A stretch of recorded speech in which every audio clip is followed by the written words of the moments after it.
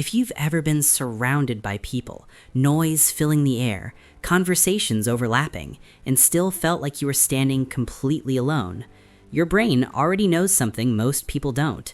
It knows that connection isn't guaranteed just because you're not by yourself, and it knows that crowds can be the loneliest places of all. From the outside, people think they understand you.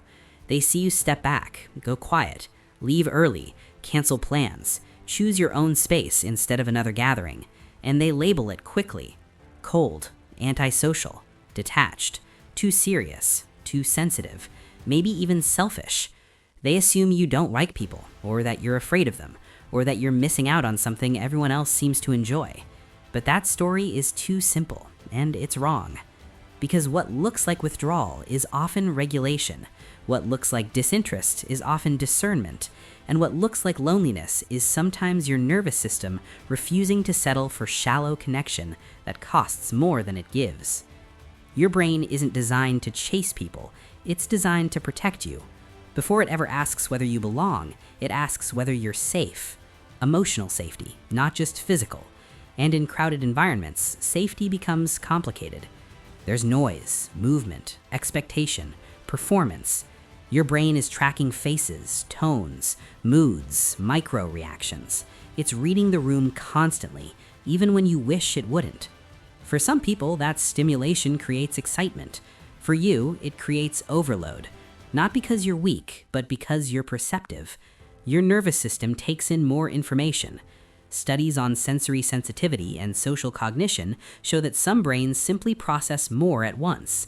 More signals, more emotional data, more unspoken cues, and all of that requires energy. So when you're in a crowd, your dopamine doesn't spike from connection, it drains from management, from staying attuned, from monitoring yourself, from trying to exist without being misunderstood. Solitude, on the other hand, gives your system something it rarely gets in groups: relief. This pattern didn't appear randomly. Your brain learned it, usually early, quietly, not always through dramatic moments, but through repetition, inconsistent attention, emotional availability that came and went, being around people but not really felt by them, learning that closeness didn't always mean safety, and that being seen could lead to disappointment or confusion. So you adapted. You learned to rely on yourself. You learned that space was predictable, that being alone was calmer than being partially connected. Your brain didn't decide that people were bad. It decided that overstimulation without attunement wasn't worth the cost.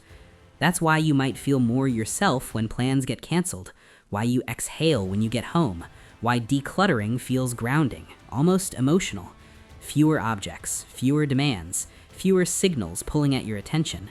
It's not about control for control's sake, it's about restoring equilibrium. It's also why emotional detachment can feel soothing instead of empty. You're not numb, you're selective. You're protecting depth. You're conserving emotional energy because you know how quickly it gets spent in environments that don't offer real reciprocity. At some point, this stops feeling like something you do and starts feeling like who you are. And that's where the misunderstanding deepens, because most people move through the world assuming that more interaction equals more fulfillment. You don't experience it that way. You're wired for resonance, not proximity. This doesn't make you better than most people, just different. While others feel alive in noise, you feel alive in clarity. While others bond through constant presence, you bond through meaning, through conversations that don't skim the surface, through silence that doesn't need to be filled. Still, there's a cost. Feeling lonely in a crowd hurts in a specific way. It makes you question yourself. It makes you wonder why you can't just relax like everyone else seems to, why you can't feel included even when you're invited, why you feel invisible and exposed at the same time. But here's the quiet truth.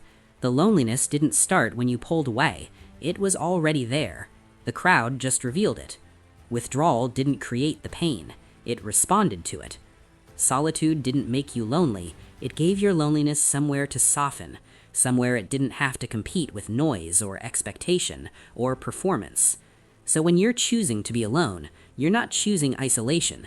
You're choosing peace. When you emotionally step back, you're not shutting down. You're protecting something fragile and valuable inside you. When you feel safest alone, it's not because you don't need people, it's because you need them to feel real. Maybe one day you'll meet people who don't drain you, who don't require armor, who don't make your nervous system brace itself. Maybe you already know a few, or maybe your life will stay quieter than most. There's no failure in that, no deficit. There's just a person who understands, on a deep level, that depth matters more than noise, that calm is not emptiness, and that being alone can be far less lonely than being unseen. If this felt like it was describing something you've never quite had words for, you're not imagining that. You're understood here. And if you want to stay in a place that speaks to that part of you, the next video will probably feel just as familiar.